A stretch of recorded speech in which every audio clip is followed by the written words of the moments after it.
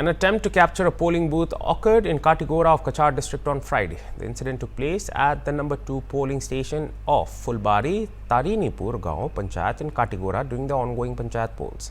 Some individuals entered the polling station, started a scuffle and attempted to seize the booth. Several people were injured in the violence. Polling was halted for about an hour.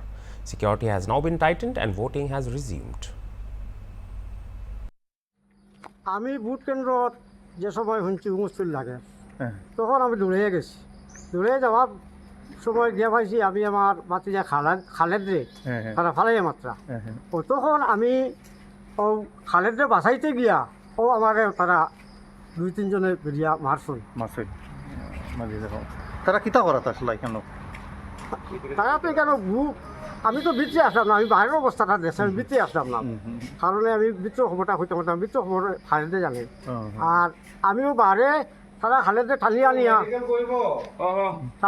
যে সময় মাত্রা বা আমার সাবুরের আমার শশার ভাই তারা যে সময় মাত্রা ও তখন তারা রক্ষা করতে গিয়ে আমারে মারছে। আমি আসলাম বাইরে, আমি ভিতরে আসলাম না।